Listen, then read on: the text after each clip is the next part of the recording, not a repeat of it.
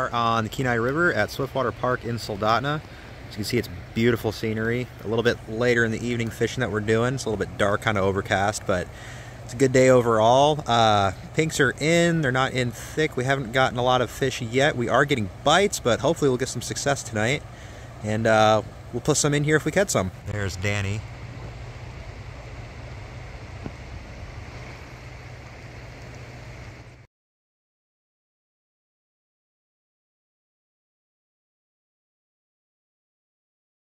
We are still down here at the river fishing, and Dani's out there in her waders. Found a couple schools of salmon we've been trying to get. No luck so far. We've had quite a few bites. We're going to keep trying until we bring another one home.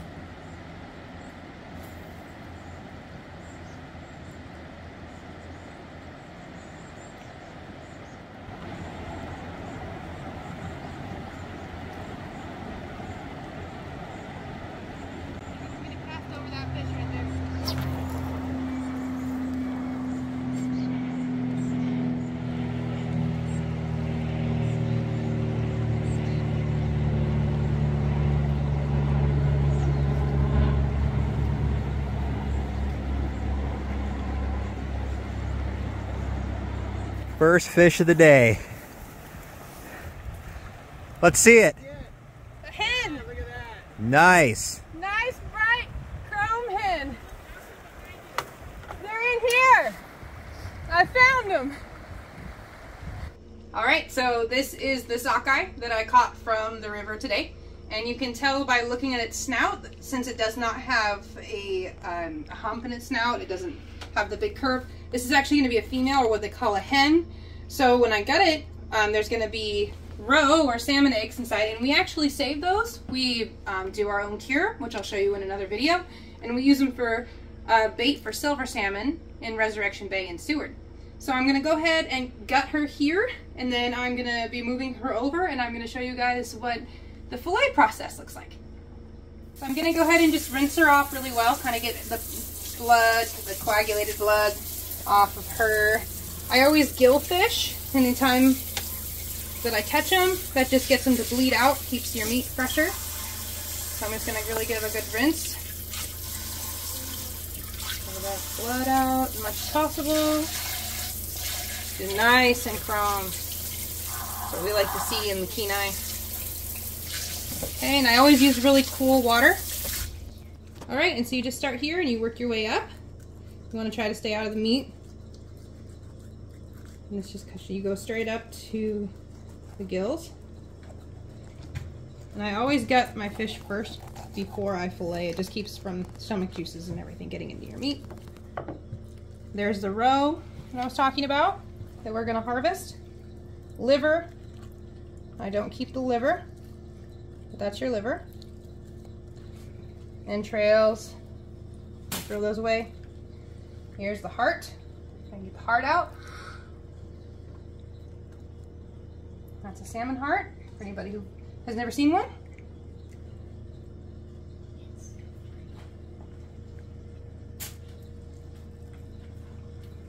This connects to the throat.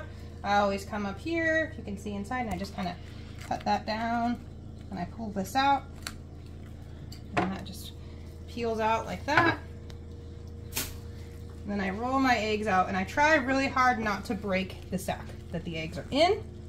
And that just helps keep them together. You don't have loose eggs everywhere. Sometimes it doesn't work like that, and I end up getting eggs everywhere. But you can kind of see that they're in the sack here.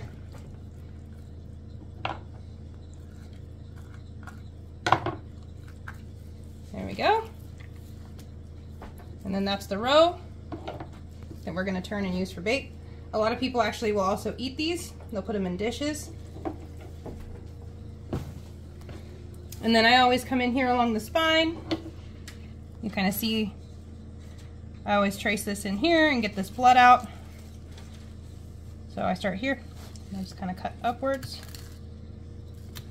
And I always like to go back and rinse this out. And then this blood's gonna just peel out, just like this.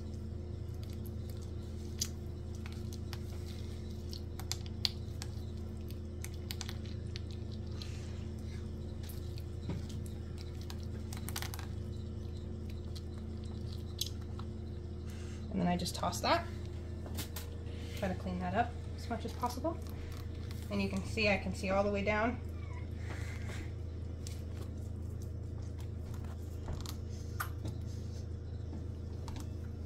Get as much of that blood out as possible.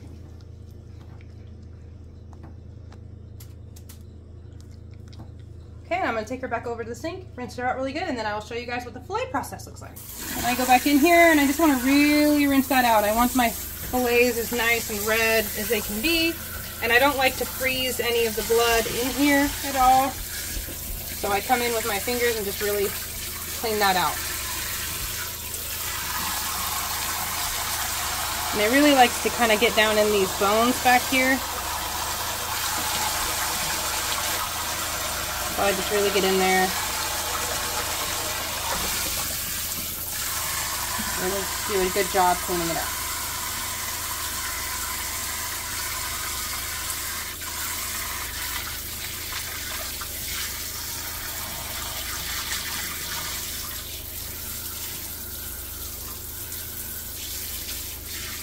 Once that's good and clean, I'm going to do another rinse.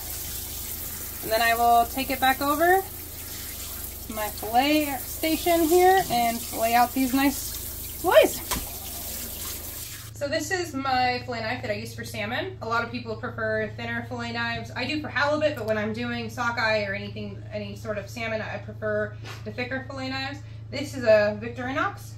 It's my favorite brand so far that I've had for filleting. I'm gonna come in behind the gill plate. You wanna kind of angle down and go straight back in a fluid motion to get the most meat on the fillets.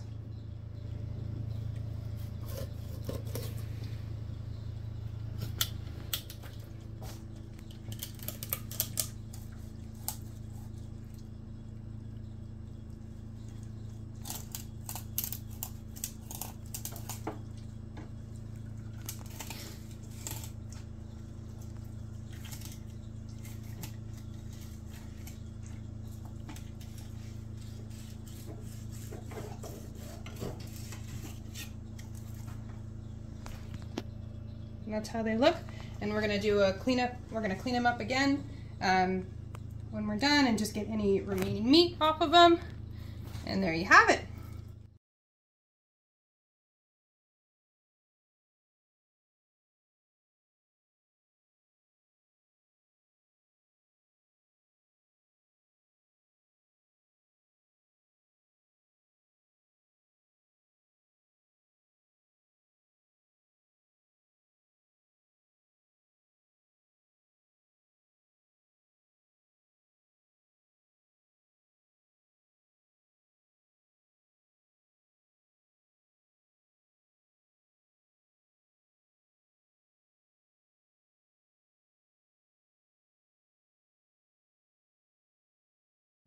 So for the last part, I just take an ice cream scooper and I go back through and I'm gonna just get any of the remaining meat out that I missed on a fillet, and then I can that and I just use it for, we do like smoked salmon clam chowder and just anything like that, or I just turn it into, like, instead of using tuna, we just use canned salmon for sandwiches and salads and things like that. So I'm gonna go through, clean these up, and then I'm gonna keep the head, and I'll kind of explain why I keep the head, show you what that looks like, and then all that will be left to get rid of is just the tail. And I'm actually going to be throwing the spine and the tail in a bag to break it down for dog food and chicken scratch.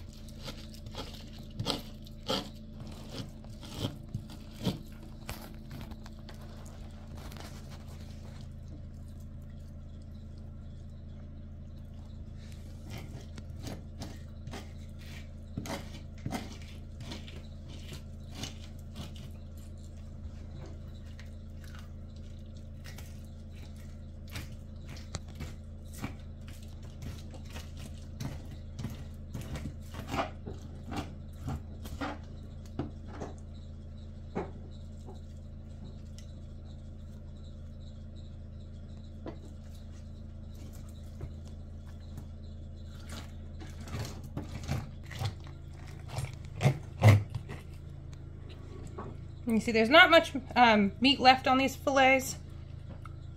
Now we're gonna grab what we can. Whatever's left over here, I will keep to boil down for the dogs and chickens in the spring.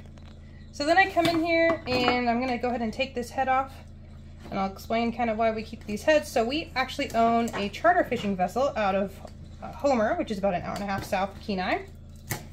And I use these for halibut bait. So we'll split them in half in the spring, and we're gonna put just a big circle hook through them, and we send them down with about a 2-pound cod weight and see if we can get a bigger sized halibut. Halibut just love these. So that's about everything. And then I'm going to freeze these down, and then I'll show you guys how it looks like to process these, just like I did in the first video that we posted. This stuff for the dogs in its own bag and just kind of freeze it down, and then I'm going to do another one for the head. And then what I'm gonna do is I'm gonna do an overnight freeze on these before I process them. That just helps get a really good seal on them that's not gonna open up and freeze or burn my fish midway through the winter. So I'm just gonna kind of show you guys the one last thing I'm gonna do with my fillets here.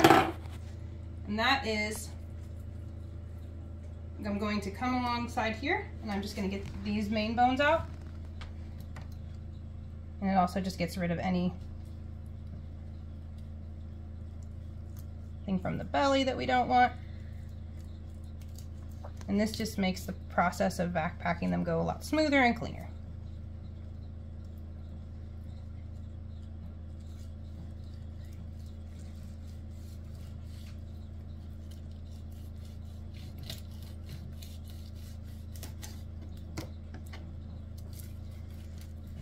And this will go in with the dog stuff. And I do actually can our dog food. And what that does is it just breaks down any bones that might be in there that could get caught in their throat. Just helps soften those bones up.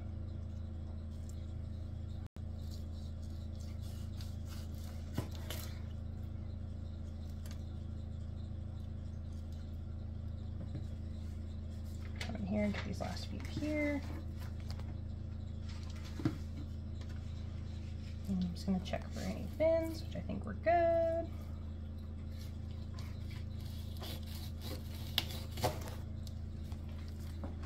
And there you have it. That's a clean fillet. I'm going to rinse it one last time, and then I'm going to just go ahead and put it in a gallon freezer bag, give it a quick freeze, and then we will backpack it tomorrow.